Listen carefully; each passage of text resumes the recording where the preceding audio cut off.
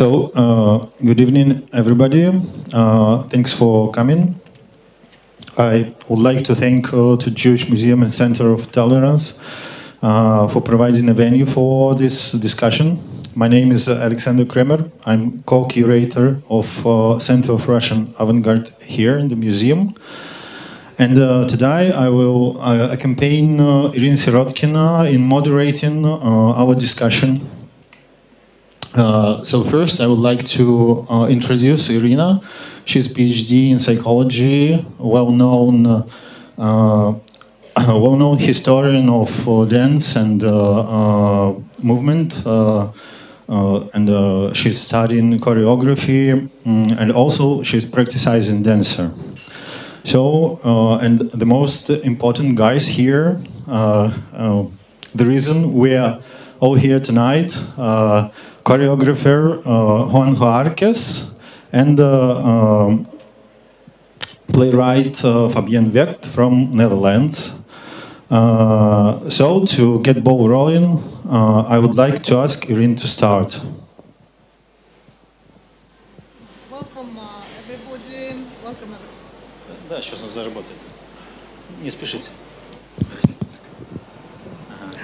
Welcome everybody, and welcome our very special guests of this evening. The rising star of the world ballet stage, Juanhos Arkes, who is very known in this country already, and drama.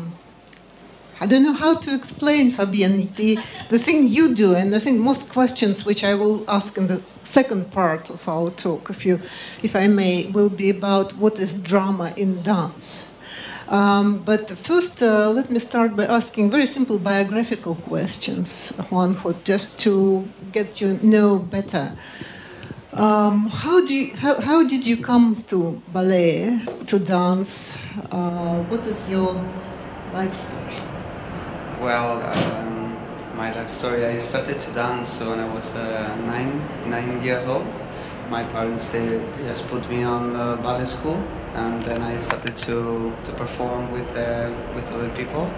Then I moved to Madrid when I was 17 to finish my studies, and then I continue along with professional ballet companies in Madrid, in London, then in Holland.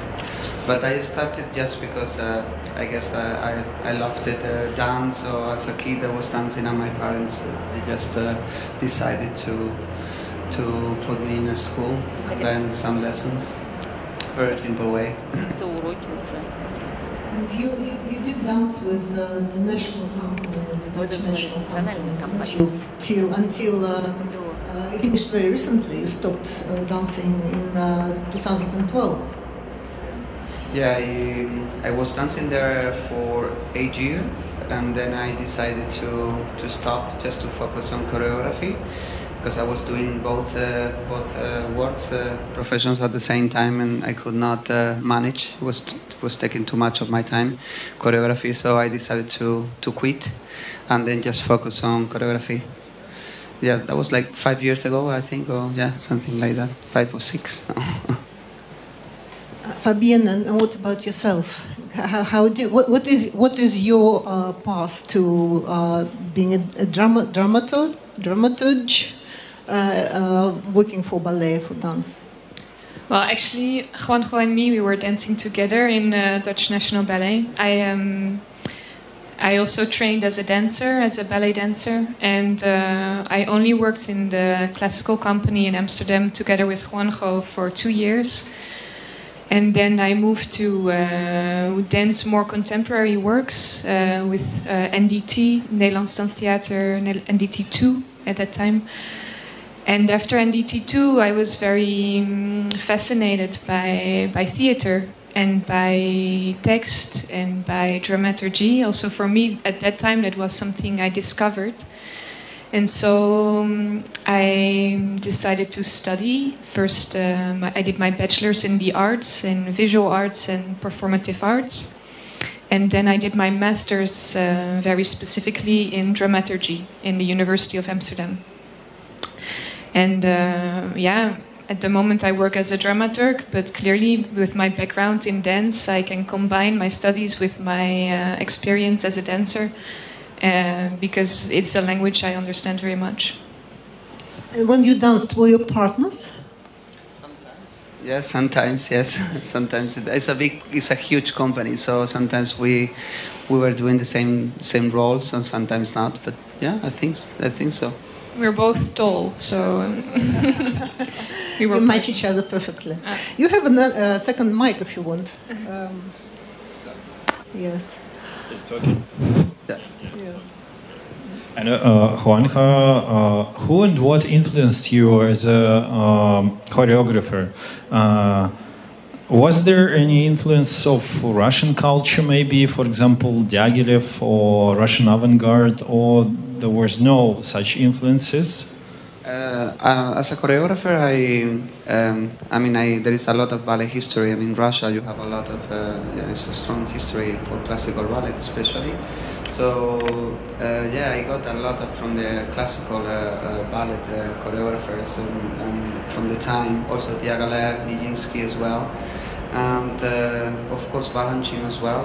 Although he moved to the United States, but I think I got influence about not only from Russia, I think from everything I dance in my career, and it happened to be a little bit of everything, and that's what I do now in my choreography, to mix all these elements and create my own identity with it. But maybe there was some point in your history as a choreographer that changed you.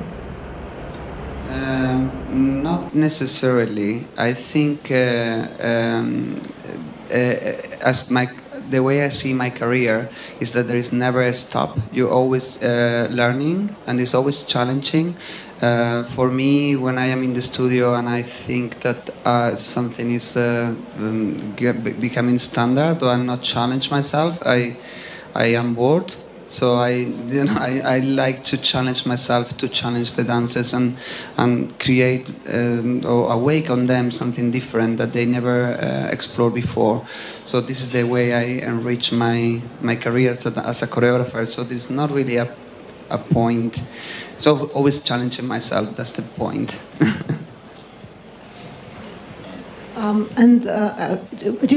Were you a classical dancer when you danced? Did Yes. you dance in classical ballets? And can you name a few ballets where you danced? You mean ballet companies or ballets? No, ballet, the creations. Yeah, well, I did mostly all of them, like Swan Lake, Cinderella, Sleeping Beauty, Romeo and Juliet, Nutcracker, Giselle, all the classics. But Our favorites. I was always more like a romantic one, so I think also for the roles that I would, from the classics, I would go more for Romeo and Juliet, because it's very dramatic, the story, and there is a lot of roles, especially for men, that they are more active. There is different characters, and in the other ones there is always the prince and the princess, and then the friends of the prince is only one, so the rest is the group. And in Romeo and Juliet there are different characters, so there is more chance to dance, and it's a nice story as well. So I would say Romeo and Juliet. Did you dance Romeo? No, I dance all the other roles. I dance Mercutio, Benvolio, Paris as well. But I learned Romeo, but I never did it. Maybe that's why you decided to go a choreographer, to become a choreographer, because you have no role of Romeo. No, not at all, actually. No, I decided just to be a choreographer because since I started dancing, I already was interested in movement, in creating new movement, and there was a point that my passion for dance, it was ending, and my passion for choreography it was increasing, so I wanted to switch. Actually, like the moment that I wanted to stop, it was quite early as well. The direction also told me, "Oh, maybe you can stay a little bit longer." But I decided to quit because it was important for me to switch careers at this point. It's a very long way from Giselle, from Romeo and Juliet, to the abstract ballet that you're staging now. How did you come from being a classical dancer, creating some very avant-garde works? Well, as a dancer, I've been performing also neoclassicals and contemporary works in the companies that I've been dancing. As a choreographer, I'm more interested in created abstract works, but right now, what I was talking to Fabьен, it was like I am more investigating in how to create a ballet that inside the abstract world it can tell a narrative that is created by the individual. So this is our challenge that we are now exploring in our works from now on. So just how to involve the audience in a different way that is not literally explained on the stage like it would be a story. It's more by symbolism or by it's more like in an abstract way. And this is how we are doing this job, this work here with Ballet Moskva, like working with this painting. But Fabьen would explain it better. Yeah, I would like to ask Fabьen. I know that you're working with Jan Faber, and last year, by the way, his exhibition was held in Hermitage in St. Petersburg, and it has a huge social impact and a huge social debate. So I would like to ask you, in your experience, how do you meet Jan Faber, and how did you get to know Faber, and what was the most important thing you learned for yourself from collaboration with him?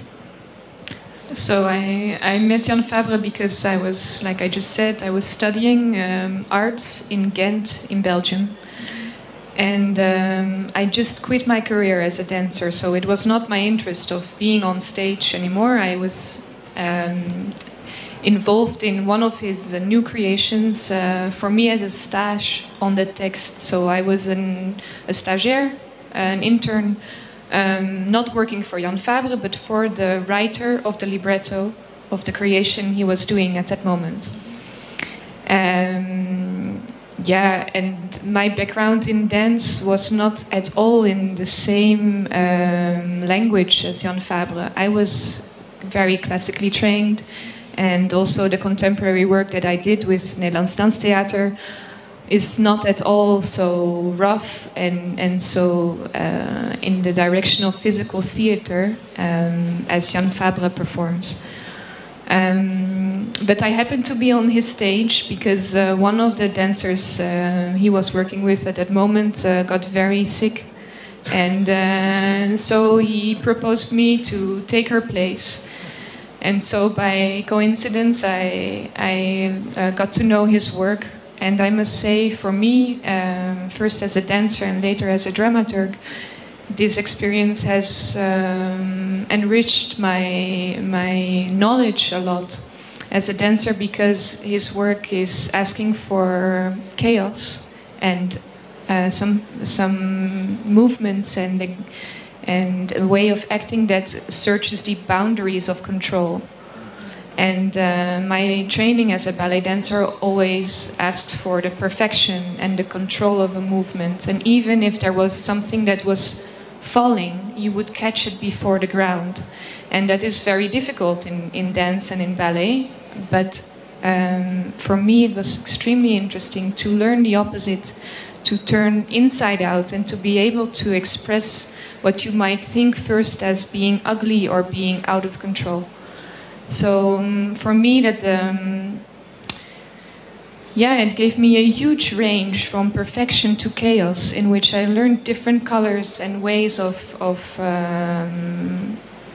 expressing yourself, or expressing a scene or a feeling on stage. And also in my work as a dramaturg, when we speak about different languages of expression on stage, you can do it in 1,000 ways, and I'm very happy I got to know the two extremes.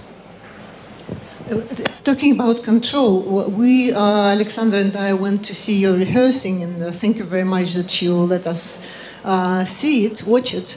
And I noticed that working with the dancers, the very beautiful dancers, Ballet Moskva has some very good, well-trained and perfect, really, dancers. But they want to be in control. And what you, Juanjo, told them, as far as I could hear, is to forget about it, to lose control, to give up the control of your body at some movements. Because why, actually? Why do you do it? For me, to create movements, I always tell the dancers to try to think with their normal brain and not with the ballet brain, because the dancers are programmed when they are when they are young. They're programmed to do exercises and lines and everything, so they are really mechanical. And when I am creating, I don't want them to think about an emotion or something just with a line or with a step. I want them to challenge themselves, and this is the way I want to create ballet, because I think the spectator or the viewer, it will connect with the performance better if the approach of choreography is created this way, and not just with making lines or doing steps and just do this and that. It's more like, okay, I want you to come here and fall and look at him, and then they usually go like really stiff, like I'm like, well, you would not do it at home like this, just do it like as I told you. So this is the way that then I can shape the movement. But for dancers, classical trained dancers, it's very difficult to switch from one brain to another brain, to a functional brain. And but the results at the end, they are better, because the result of the choreography becomes more natural and more human, and is better to receive. It's better to see it from the spectator than if it's really like stiff. In my opinion, that's why I like to. It's very interesting that you think about connecting to the audience, because in my view, it's not usual for classical dancers to think about the audience at all. They think about how to be good in their part, or they think about the stage, or they think about what the choreographer tells them, but not about connecting to the audience. And perhaps that's where a dramaturg comes into the business. Yeah, for sure. That is something that Juanjo and I discuss a lot.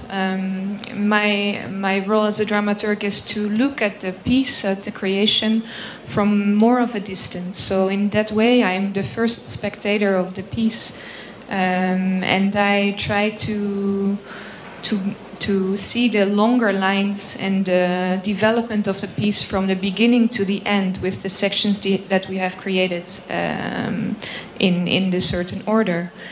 And so to come to the point of feeling engaged as an audience to what happens on stage, what Juanjo just explained is very important, meaning that if a movement is lived, if it's understood, and if it's motivated from inside by the dancer, the audience will naturally engage with what's happening on stage. And maybe that's a personal preference also that we are together in, but I think it's more interesting to look at a person on stage than to look at a shape. I would be interested to see the effort of 5 pirouettes, but I'm not interested in the 5 pirouettes himself. And what Juanjo is also saying to the dancers a lot in the studio is that the motion before the action is very important. How do you get there? And also, why do you get there? As a dancer understands what he or she wants on stage, he or she is motivated, and that is something that the audience can understand and read and connect to. So to summarize, the internal motivation of a dancer is very important in the work we do. if Pina Bausch said that she's not interested in how people move, the way people move. She's interested in what moves people. And I think this is the influence of contemporary dance that ballet can't ignore. Do you agree, Juanjo? Yeah, I completely agree. This is actually what we are trying to do. In a way, like contemporary works, they already apply this rule, where the dancers are more they're closer to the people, and not in classical ballet there is more elite. We as spectators, we are really far away looking to a performance, and we are not engaged. It's almost like a TV or a cinema. And in modern works we feel closer to them. So in a way, what I'm trying to do in my choreography with classical trained dancers is to combine the rules and see what is the result is, just to apply, basically to mix both techniques and implant my own signature into it. So so far we are happy with the results. So hopefully it's gonna be very nice, this one. Okay, and let's talk about your piece you're working on now. How did the idea of transcription of color come about? Well, the idea when I talked to Fabien about the commission that Elena proposed me, was to make a full-length evening. And for me, this is a challenge because usually my works are like shorter, like one-act ballet, and this is the first time that I'm doing a long one-evening ballet. And then usually in classical ballet, when you do a performance like that, it's a narrative. And then it came to the thing, well, I'm not really interested on telling a story. Like I want to do a narrative, but in another way. So then talking to Fabien, she just proposed let's do it with color, and with let's play with color, with the idea of color. So she symbolism as well.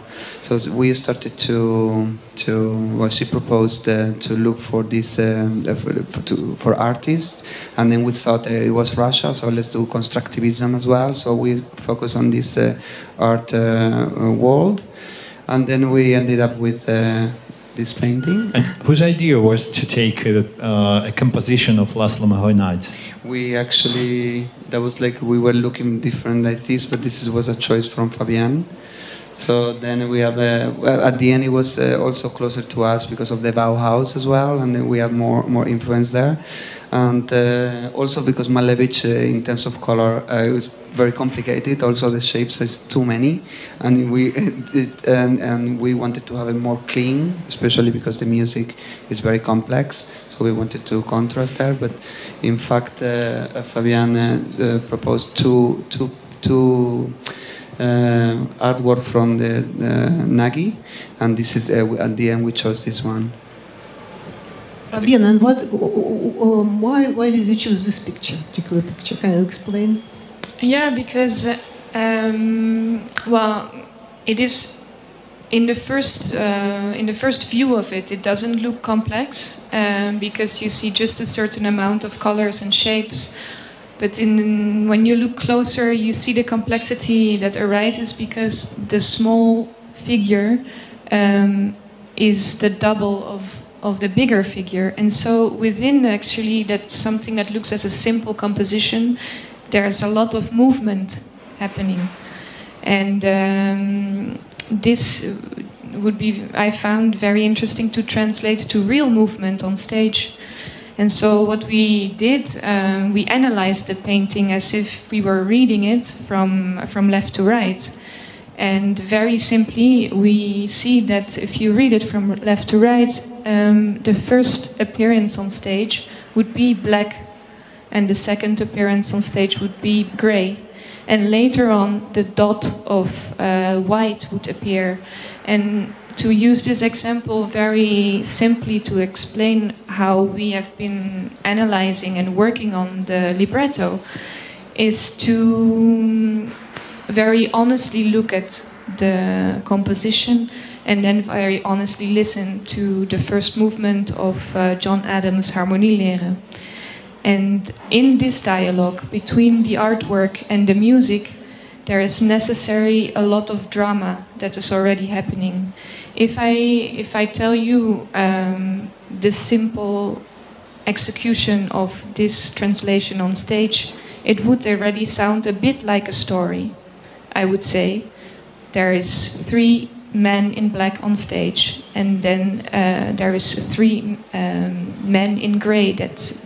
So there's 6 men on stage dressed in very dark colors. Then there's a moment that a girl in white arrives. Very simply, that already calls for a lot of expectation of what this situation will bring. And there we come to an interpretation that is between us and, of course, very much inspired by the music, what's happening on stage.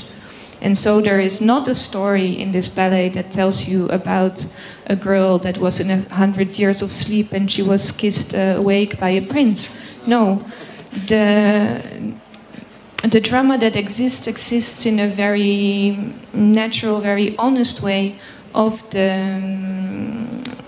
analysis that we did between harmonieleren, the music, and the construction A2 of Laslo Mохой-Надя. And where does the color come? Because you have grey, men in grey, you have a lady in white, and what about the yellow and the red? Yeah, we have also. I mean, this ballet is made for 3 girls. So the main is a women ballet. The main colors are for us are the white, the yellow, and the red. So in the first movement, as we read the painting this way. We just take the white because it's the color that takes the most of the space in the painting at this point, and then there is a little bit of colors, another shades of grays because of the transparency with the white, and this we also using this with the group, but the main element is the black and the white when they connect. So the first movement we call it black and white because those are the main elements of this movement. In the second movement we move into the entrance of yellow, and then the appearances of red and the mix with orange. We will do it with light, and then in combination with black and gray as well. So this is the second movement how we are like developing now. So in a way we are like adapting this timeline with the composition of the score, and also analyzing the symbolism of the color, what color means in culture and means for us in globally, and also how this works in combination with the music at this point. And so far, like we're quite surprised that with the harmonieleren everything is very touching and it's very dramatic as well. So there is not. It's an abstract ballet with a non-narrative story there, because it's almost that there is a narrative, but you actually make your own narrative when you see it. Yeah, I can add to that. As soon as you work with bodies on stage, it's hardly possible to make abstract shapes. And I can explain that because if you have 2 people on stage and there is necessarily drama existing if he or she moves away or moves towards the person. And so I can understand abstract art very well in visual art, but as soon as you work with bodies on stage, there is something more happening, because as an audience you empathize and you recognize the physicality of a person. You see a person as well as a dancer, as well as a color, as well as a shape. And so it's not something that should be ignored, I think, when working in performing arts. There was an attempt to create a ballet without human bodies, without, a historical fact. In 1920 there was a suprematist ballet in Vitebsk, what is now Belarusia, by Nina Kogan. She was one of Malevich's students. But she had to hide her dances behind a big shields of cardboard or whatever. Colored. There was a red triangle or a yellow square. But you don't go this way, down this way. No, we, in terms of costumes and the form and the style that we want to give into the production, we're just trying to have like a design that has a constructivism lines, but of course we're playing with squares and lines and material fabrics that they are a little bit more stiff than usual, but also with silks as well. So we're combining the two extremes. So yeah, we have shapes like that. They are more narrow, like square shapes or diagonal shapes, but not really like hiding the body of the dancers. We are using a lot of transparency as well in the materials because of the painting as well, the depth, just to create a depth in between their skin and the fabrics that they're using, and different details as well in between the fabrics, the endings, so there is a lot of layers, just like in the painting. And you also have to do with 3 dimensions, not with 2 dimensions like Laslo Mохой-Надя. But actually, when he created his work, and Alexander may help, he thought of volume, of 3-dimensional paintings, and he would imagine this as a projection of something that has the third dimension. It was for sure the development of ideas of Malevich and Lisitsky, and we can see it here quite clearly. That, but it's the next step in development of Malevich's ideas, because here we can see transparency, layers. So we have very complex composition. And that pretends to go in 3D dimensional world. So it's something what was Lisitsky trying to do with his prawns, so like 3D objects.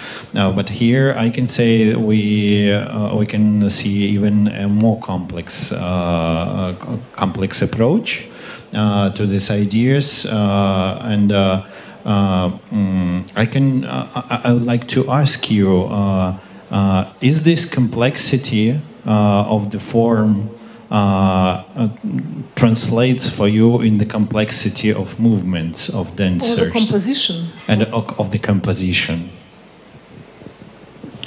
Yes, it does. Of course, like you said, on stage we work in 3D necessarily. So that comes back in the scenography. I don't know if we say too much, if we explain what's happening on stage. I can assure you it would be worth watching it for real. But I think we can say, we're using also we're trying to take the reference of the white space, the white square that is dividing the space, the painting in two. So on the stage we also have like a gauze that divides the space into areas. So from the front you will see a 3D effect, because you see things in front and also with the transparency. At some points you see them behind and so on. And then there is a development of that, but we are not going to share it. We're still on the making, so. Yeah, but what we can say is that by the division of the space on stage, in front of the gauze and behind the gauze, again it creates a very dramatic possibility, because what happens behind and what happens in front is read in a different way, and the changing from the back to the front, and the people that are here and cannot be there at the same time asks for a certain motion and asks for a certain motivation as well between the dancers. And what is I just would like to ask Fabien a little bit about interpretation of, and I would like to return to colors and about interpretation. I've read your secret document, and I saw in it that every color has its own quite complex interpretation, like black is a color of soil, gray is immortality, white is like a plain space, endless space, and so on. Can you say some more words about the interpretation of colors? Yeah, in the libretto I just included a few lines about what a color could mean or what is the symbolism of a color, and that is very useful when you interpret it, when you interpret a role. It tells something about the character of the one wearing white, or the one wearing black, or the one wearing yellow. And so if you have these different temperaments, the relation between black and white becomes more interesting, and the relation between red and yellow also calls for a certain development. I can explain, for example, the development of yellow at one point in the ballet balances with the starting of red. Yellow is a color that is in many cultures interpreted in a symbolic way as the sun, as the light, as the holy color of gold. And this development in yellow that arises as the break of day, as the sun comes up, is something that we motivate by the girl who stands in yellow, by a trial and error duet, in which she is trying to find her center and trying to find her position to shine from, to be there. And in that moment, she can be at the same level of independence, not needing a hand or not needing a support of her partners, as the girl red, who would enter in the second movement together with her.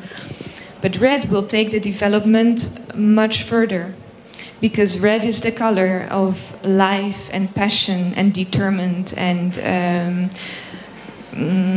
almost towards an expansion that can be violent or dangerous. And so the dependence of red will grow to an independence of being alone, fully on stage, covering the whole space by her own presence. And this is something yellow cannot do, but red can develop to this point of expansion that in the development of the piece will even break down the whole set. Thank you, Fabien. Now I have some idea what the drama of your creation will be. But also yellow and red are the Spanish colors, aren't they? Talking about symbolism, the symbolism of colors. Was it one of the reasons why you chose? No, not at all. Not at all. Reading Laslo Mохой-Надя, because Laslo Mохой-Надя, he taught in Bauhaus and he was a theoretician of his métier, of his job, and he writes about the energy of colors. He has wrote a paper on, it's called titled "From Pigment to Light," from color which is painted on the canvas by pigments, by the material substance of the color, this pigment, to light. And in this paper, he talks about every color having particular energy. Does it translate into your ballet? Does it enter? Yeah, it does as well, because depending on the color, the role is created as well. Like the intention of the motivation of the movement is different if for me to create the role of the white woman than if I create the role of the red woman, because they have completely different energy, and so in the way of moving, their motivation, their intentions to execute the material as well. So yeah, the color is the essence of the piece as well, because it's where behind where the language and the intention of the movement lies. This is how we see the artists perform basically. This is when we see the dancer, but as an artist and not as just a robot on the stage doing steps. This is what the color is going to bring, this energy into the performance. Bring some human energy out. And I would like to ask you from the different angle. You're paying so much attention to the color, and we know from the quantum mechanics that light is both a wave and a physical particle. Yeah? And so color has the same dual nature, yeah, as light, because it's light that we can saw.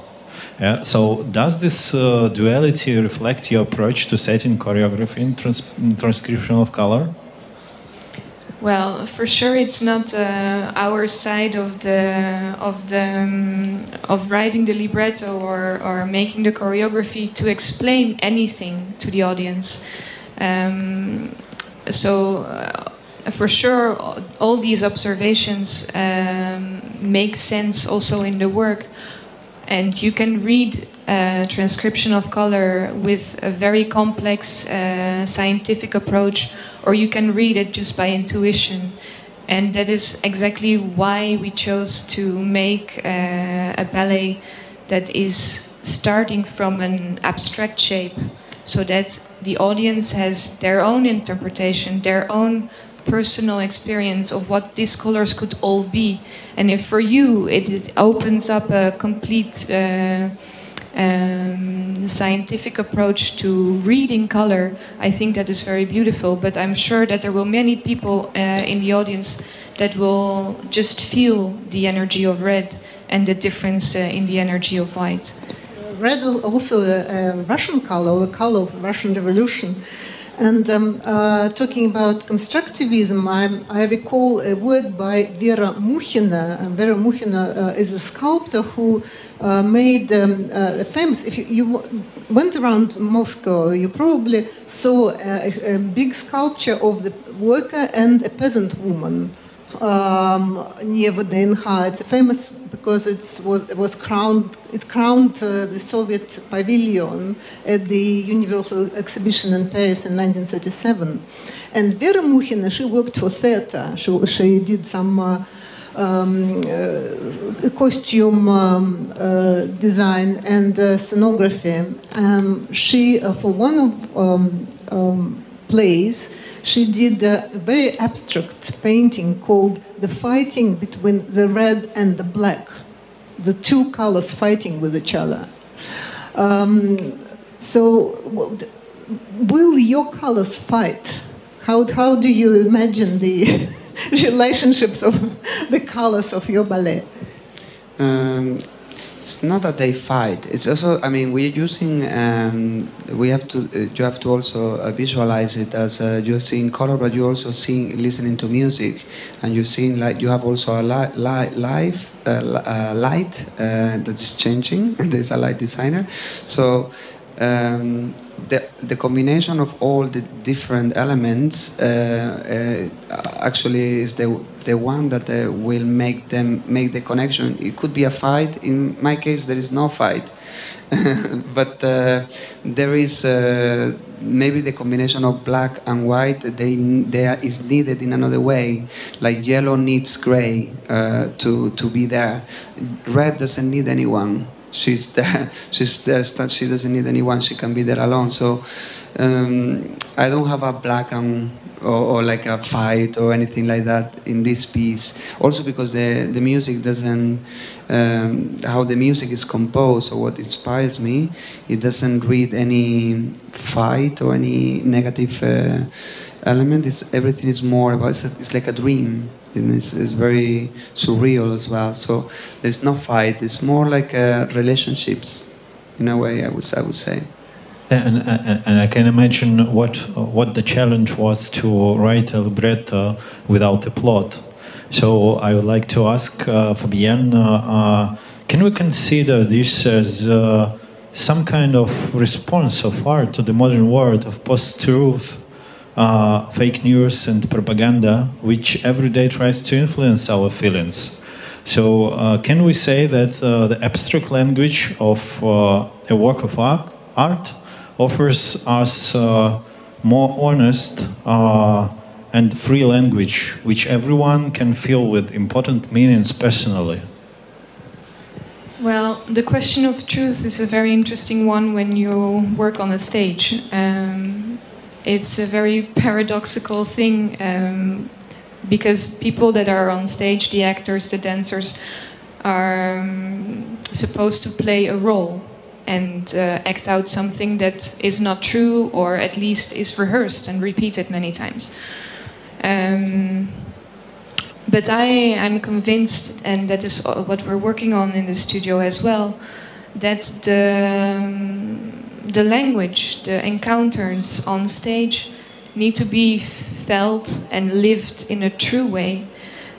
Only in this true and lived and honest motion, the expression will travel and will be read by the audience in an effective way. I can explain again that if I turn it around, I think that the audience can see if an actor is lying on stage, or if an actor is playing something on stage that he or she doesn't really feel. And for sure, if we speak about truth and the expression of truth, it's important that the dancers, the actors, know and feel the moment in itself, to live the moment on stage. It's not something that you can lie about. You have to have the real dynamics, you have to have the real touch, and you have to have the real off balance and the real risk of falling. Only then you can communicate what's going on.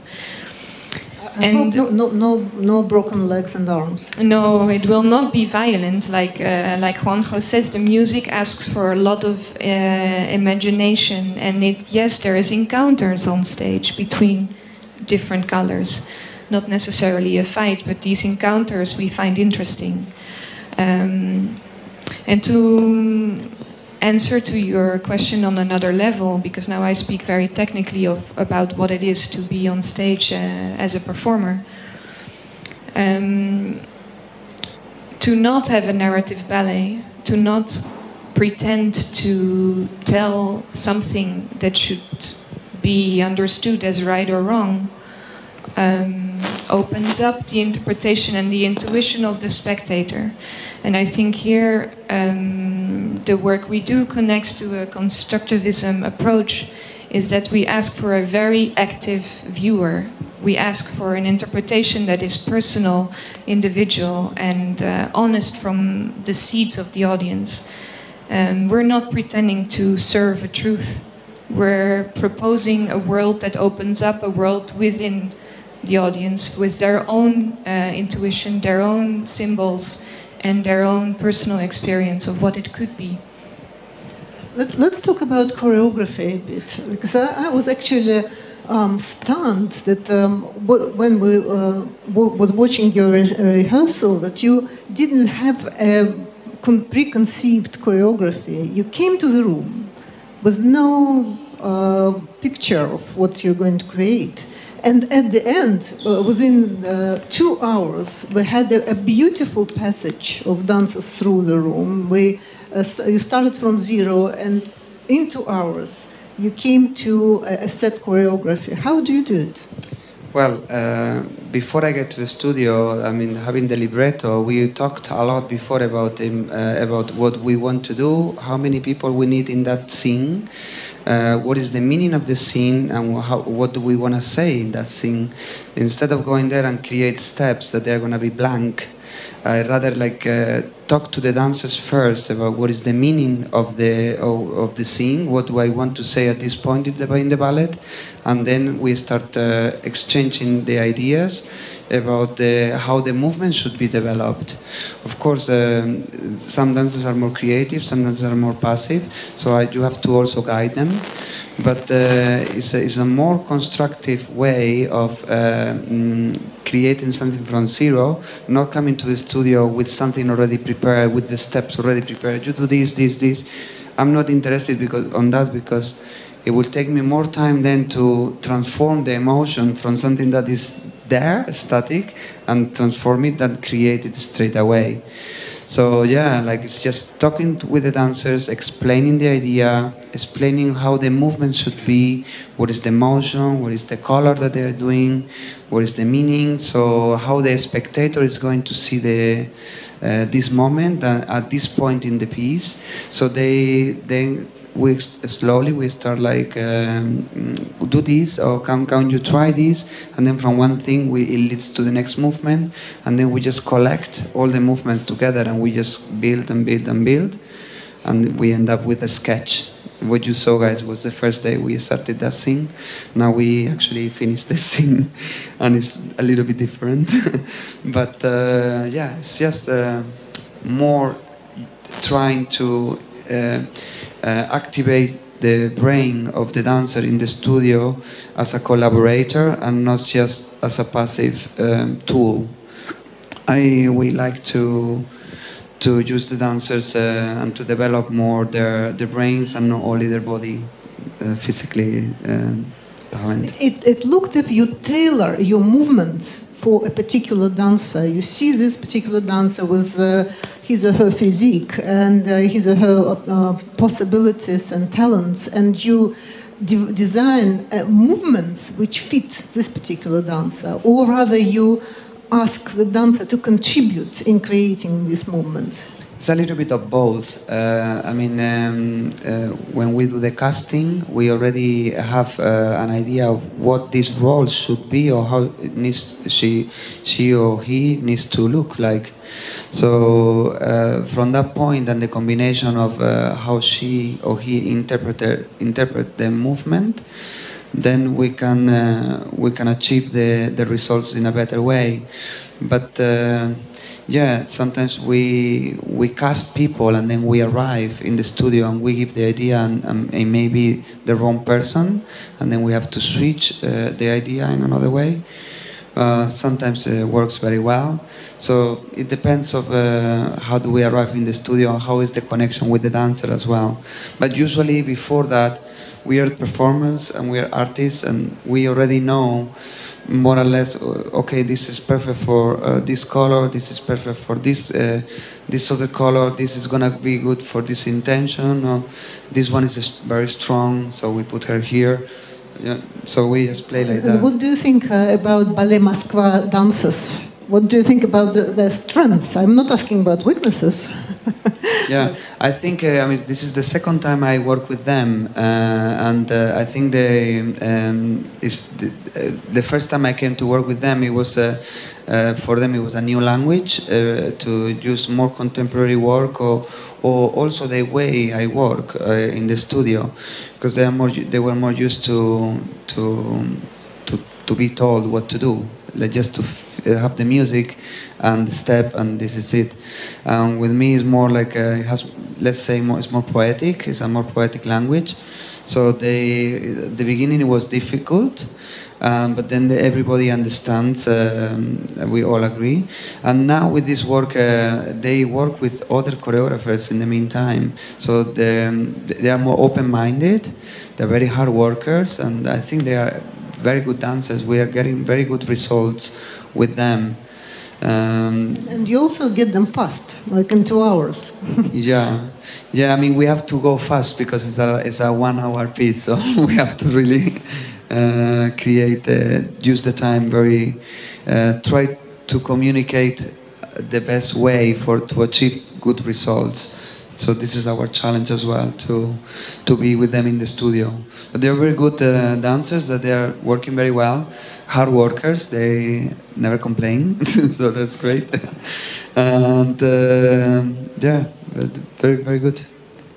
Juanjo and Fabien, how do you assess the progression of your rehearsals here, and what's make you most happy here, and what are the most difficult parts that you need to deal with? Well, for me, I'm here now for a few days in the studio, and Juanjo has been working with the dancers and together with Jose as well, his assistant, who is right there, who's also been a great support in this work. They've been working in the studio a lot before I arrived, and for me it was very beautiful to see how the written libretto, how the concept, how all our ideas that we've been talking about become alive. And there you can see how the concept and the choreography and all the ideas, they start to grow because they are interpreted by the dancers as well. So we get an extra layer. And this is the work that only can happen in the studio, but is the most important work. Because was you surprised by something? With the development of something? Was you surprised by some turns of choreography? For me, like yesterday, we first movement is already finished, so we are like we can see from the beginning till the end.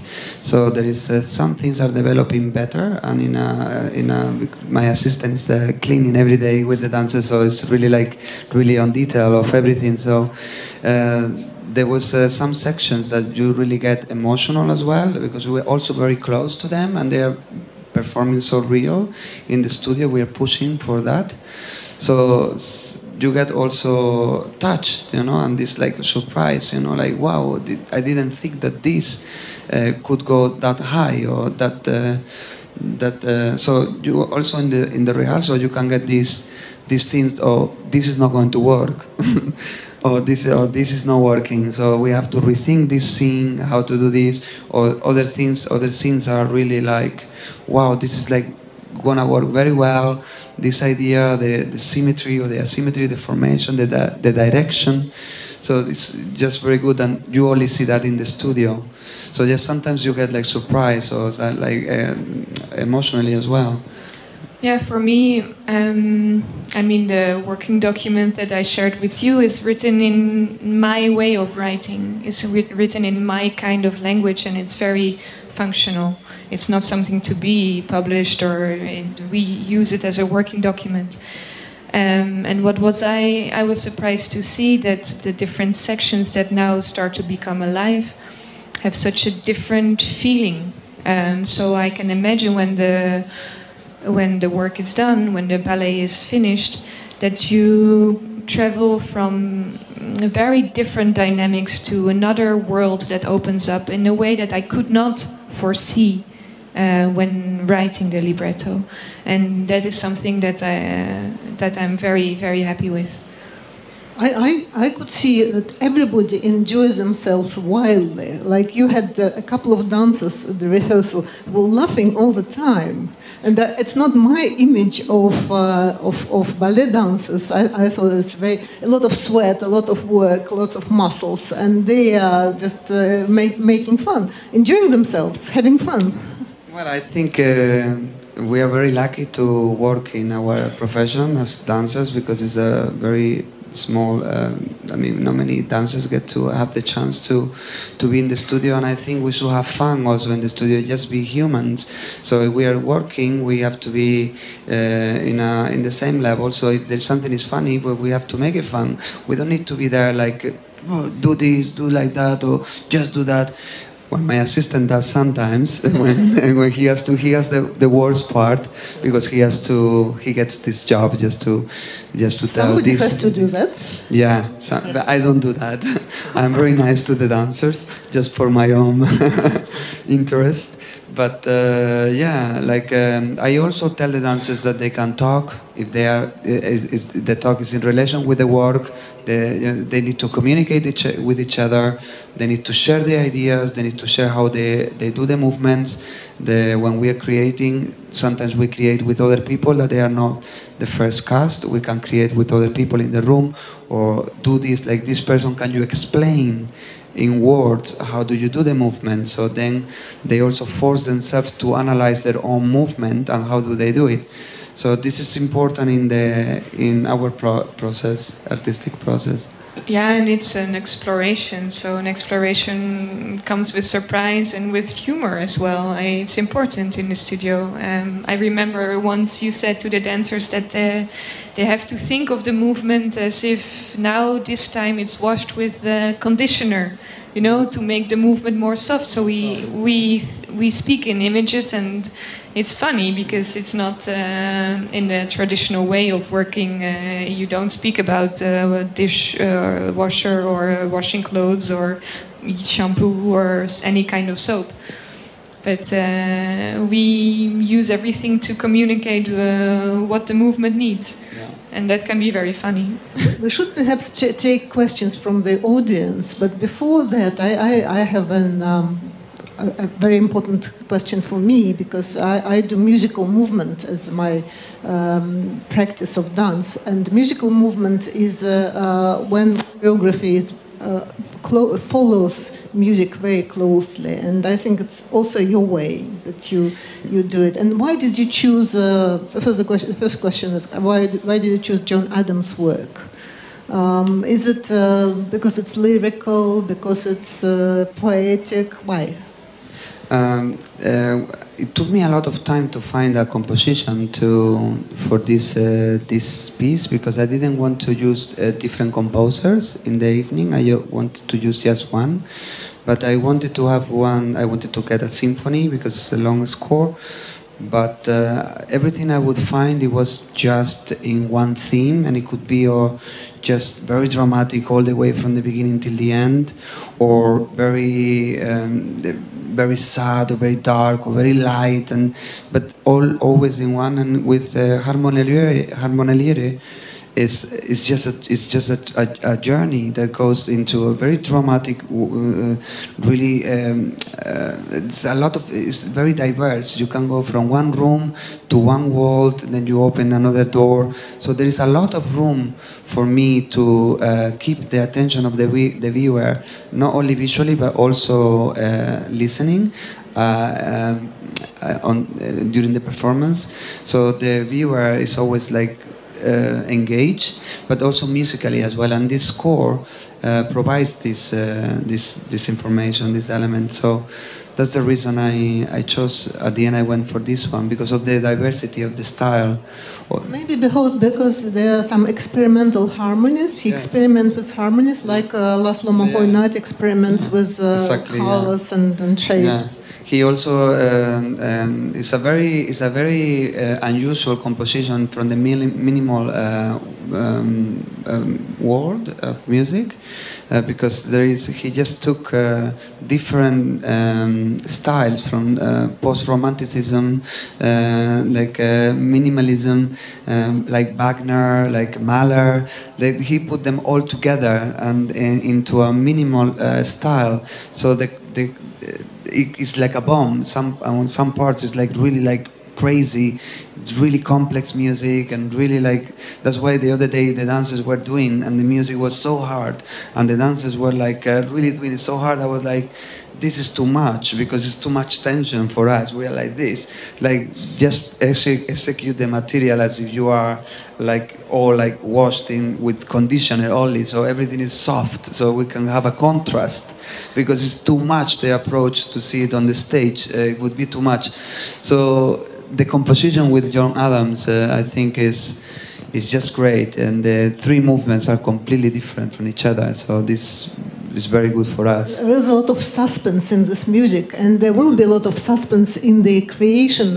And I can't wait seeing their work. But perhaps we can ask if Alexander. I think that we can give a microphone to the audience to hear the questions.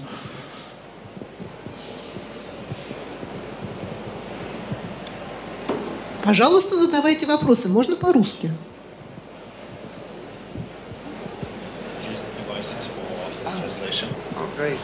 Oh, Meg has a question. I just want to say thank you. I'm a professor in a university dance program in the United States, and so I work with a different population of dancers, but one of the things that we try to work with our students on is the idea of really doing an action, or really doing the doing is a phrase that we talk about sometimes. And so I really appreciate hearing you talk about this idea that the dancers are also people, and also, especially from the dramaturgical perspective, that they're humans, and getting people to just walk and to run or to be sort of in a simple, responsive place as dancers can be difficult. And so I just wanted to thank you for that. And I'm also interested in, I know that you're using this particular visual piece as a stimulus for this work. What other creative stimuli do you use in your creations? You're working from image and music, and I'm also interested in what you've talked about as text. Are the dancers doing any vocal work? That's a question. Sometimes, depends. Sometimes all my works are different. This one has this approach. Another one that we're doing later in the UK for Birmingham Royal Ballet it has a similar approach as well with another painting, but this is from Turner, so it has more. It's a little bit more complex in content than this one, more about power. And but the one that I just did before, it was also with interaction with the audience, and I was more curious about how the moment in life. I mean, how we see life by choosing. We are immersed in a world that we are choosing for everything, from milk, like which kind of milk we want to choose, or which kind of singer we like in the TV show. We vote Eurovision, we vote for this one, we like this country, so we're choosing all the time. So I made a ballet where the audience could choose how is the composition of the ballet. So I created it was called Fingers in the Air, and I created a ballet where the audience got two finger lights, one red and one green. And during the performance, a voiceover will ask them, would you like to continue with girls or with boys? And from this point, and then the audience would vote, and then I would play with with duets or with solos. Let's continue, and then so at the end of the thing, I wanted to work more about what are the consequences of our choices. Everyone in the audience was choosing, I am a choreographer, I can compose the piece, but nobody really knew what they were doing.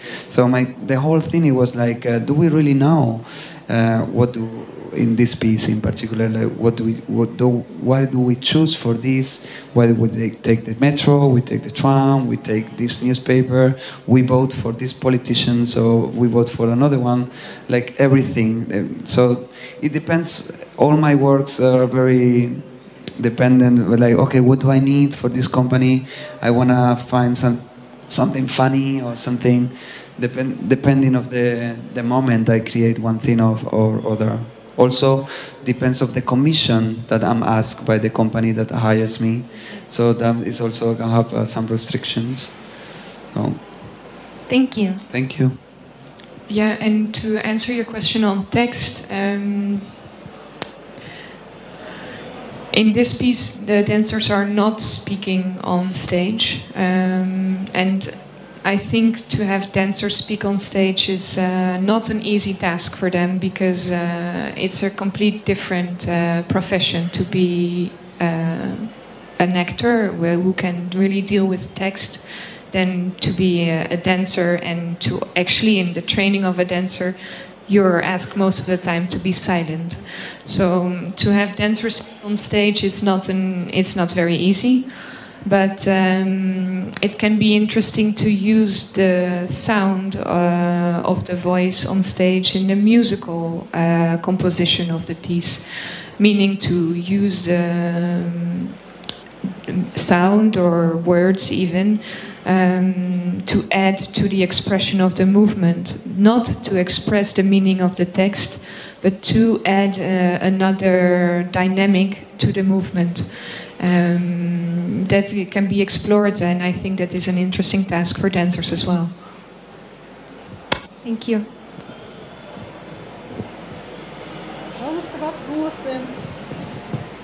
question, please.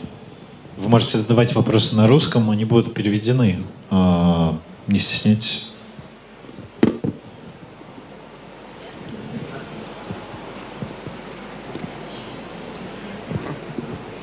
Well, hello. Thank you very much for your beautiful lecture, for sharing your vision.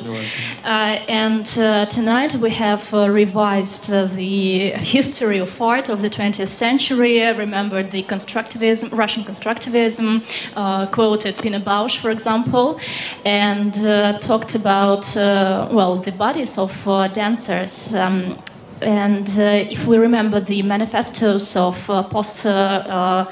postmodern dancers and contemporary dancers, they used to talk about well, human bodies and how they are defined sexually, socially, and culturally, right? So every human body is understood differently in different cultures. And do you think that this ballet, this piece, can be understood differently in some other country? Yeah, I think so. Yeah, it could be because, I mean, for me, maybe the way I see a shape or like a position of the dance or a movement, it can mean one thing, and maybe for you it means another thing. So I guess if in different cultures could be different as well. Like, yeah, I would say so, yeah. But again, everything is free to, and it's guided. The piece is also guided emotionally as well. So you can get into your own interpretation, but still it would be inside one channel that follows, that everyone will follow, because it was dramatic in one way, or maybe it could be sensual, it could be tender, but maybe you can translate it in how you experience tenderness, or how you experience erotism, or depending of the, and in different cultures it would be also different, I guess. Yeah. But what is actually interesting, I mean, I agree with Juanjo, but if working with colors is interesting because it's apparently so universal. In different cultures, the symbolism of black and white are quite close to the way we understand these colors. So there is, it opens up to a very wide range of understanding as soon as you work with colors. And when you work with gender, that's a different topic. Thank you. And if I may, I would like to ask a second question. You said that you are not going to explain, well, the whole piece in the libretto, but technically, as a choreographer and as an educator, do you think that it is necessary to educate the audience before they watch the ballet? Not talking about this piece in particular, but in general. Yeah, I think it's important to educate the audience, or at least to inform them to what they're about to see. Sometimes I get to go with friends or people that I go to the ballet, and even if it's a narrative or a story or something, they don't look at the program book, they don't read the synopsis, and then they are like, but what is the meaning of this? I didn't understand what happened. So, in a way, this will help also a lot for people to understand. I mean, in Holland, we do a lot of pre-talk shows. So before the show, there is always like just something like this, and then we talk. The artists, we talk about the work, and then they are more explained. People understand better what's going on, or more guided. But you also can have your own. You can choose. You can choose to have this or not as well. So, of course, it's our job to make a piece, to make a ballet that can be understood by everyone when walking in, or even when to see just a third section. It should be interesting for you to watch. That is our job. To make it exciting, full of suspense, and opening up an whole imaginary world for you, even if you see just a minute of it. That is what we're working on every day. But of course, it's beautiful to share our work from the other side and to explain the way we prepare for this piece. I'm happy to do so. Thank you.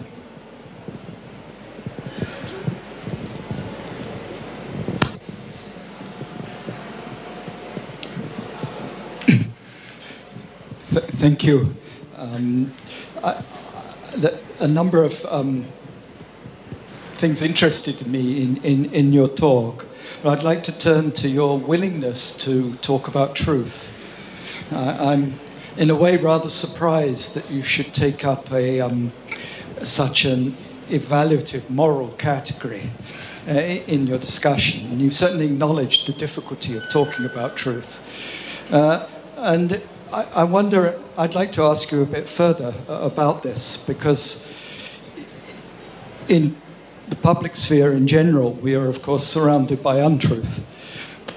And do you wish to maintain that there can be some special moral contribution of aesthetic performance, in that it can escape from the public world which is devoted to untruth? And if so, what does truth consist of in an aesthetic performance? If I understood you correctly, and you tell me if I misunderstood, please, but that truth consists of the audience feeling that the feeling on the stage is like the feeling they themselves have. That is, the base of truth is the truth of emotion. And it's as if the public sphere is completely empty of truth, but individuals still have emotions, and they give a basis for recognition of truth. And that seems to me to be an extremely reductive, materialist, and narrow view of the truth. And I wonder whether there's something more to what you want to achieve by introducing the word truth, which you certainly didn't have to do in order to explain your work. For us, I mean, me as a movement designer, when I create a movement, it needs to be real, so it needs to be truth. That's the way I use that. It needs to be true. If the movement is just to do, my movement is to do this. You know, when a dance, I could say like just touch the shoulder and push. But it's like if I do this and then how I move the movement, how I move her. You know, that means one thing. Now I can do it in another way, and it's another truth. So, but with dancers, they get like they analyze the movement as a choreographer as a photocopy. So it's more like hand on shoulder. So then this is not true. There is not a relationship between the dancers, and then the viewer will feel like the connection. There is a misconnection in between the dancers. This is the way I interpreted the word truth. That the movement, and every movement, it needs to be real when I create the material. I don't know if this answers your questions, but maybe Fabien has another answer for you. So to answer your question from another point of view, I think it's very important to go to the theater and to experience dance or play, or even to go to the museum and to be able to be guided by your own intuition, knowing what it does to you, this movement, this color, or this text. And in a world in which fake news becomes very strong, I think automatically people develop another sensor in their way of listening and in their way of looking at the world, in which we can be assured that your intuition tells you more truth than a screaming newspaper article.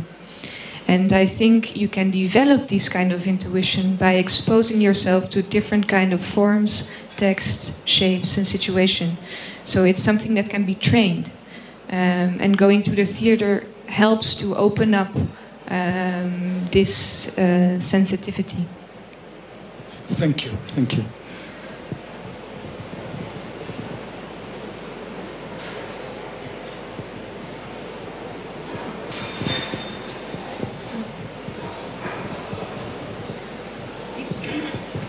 They're deep issues, but we can't perhaps resolve it now. But thank you for raising them. And actually, it was Alexander's question. He asked about truth and brought the topic in.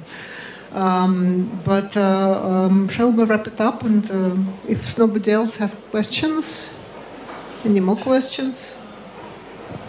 I think that we can recommend to wait for the premiere of the ballet of this piece, Transcription of Color. I think that I think it's very important and very interesting to be in a process, to watch how something is developed. And now I can say that we have this experience because this piece is not completed yet. And we are in the middle of the process, and we are discussing now. Maybe some questions and some thoughts will take effect on the piece when it's ready. Maybe not.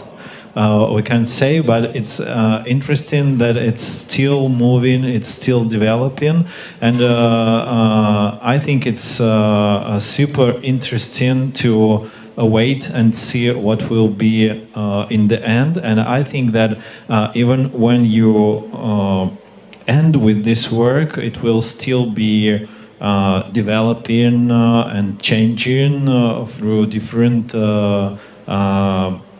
I can say for different for different cases, for different dates of this piece is shown in the theater. So I wish you very good luck with your work, and I think that we have had great discussion today, and I think that this topic of educating audience is what we was doing today. We are educating ourselves also by asking questions and answering questions and sharing our emotions, not only knowledge but also emotions and ideas. So I think that I hope that during the piece, during the premiere, we will also be in the process of this sharing of feelings and emotions. Thank you very much. Thank you very much. Спасибо.